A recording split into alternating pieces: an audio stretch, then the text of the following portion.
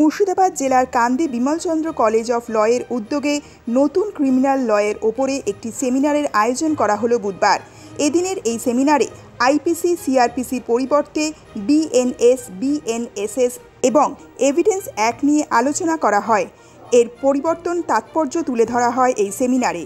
এদিনের এই কর্মসূচিতে উপস্থিত ছিলেন রাজ্য সরকারের শিক্ষা দপ্তরের প্রফেসর ডক্টর শশীনাথ মণ্ডল সহ অন্যান্য বিশিষ্ট ব্যক্তিবর্গ। রক্তিম সিদ্ধান্তের রিপোর্ট, দৈনিক বাংলা নিউজ। আজকে যে সেমিনারটা এই বিমলচন্দ্র কলেজ আছে এখানে অ্যারেঞ্জ করেছে, সেটা মূলত হচ্ছে যে তিনটি নতুন ক্রিমিনাল ল এসেছে।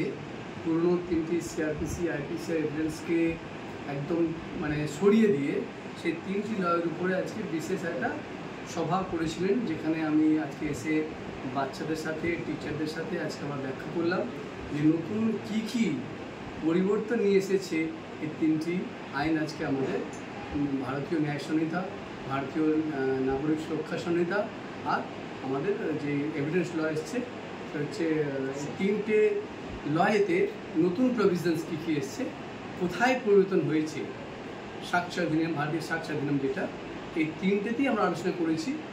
আমার বিশ্বাস যে এই প্রোগ্রামের দ্বারা ছাত্রছাত্রীরা অনেক লাভবান হবে, জানতে পারবে যে কীভাবে পরিবর্তন এসেছে, কেন এসেছে এবং কী এসেছে। এই লাভটা আজকে বাচ্চাদের এখান থেকে অবশ্যই হবে এই কলেজের এই ইনিশিয়েটিভের দ্বারা।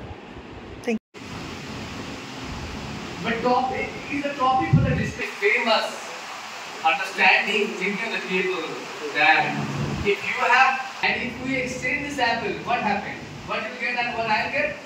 And I have one apple, and if we exchange the apple, what happened? Still we will have one apple each. But if you have one idea and I have help the people who try not only as a law, but the initiative is student. To grace this occasion with his presence, but to this event and make each event more special. আমরা যে তিনটে লয়ের কথা আলোচনা করছি, আমরা নিয়ম আর হচ্ছে সুরক্ষা সংহিতা, এই তিনটে আইনই আমরা। কিন্তু why? What is the requirement?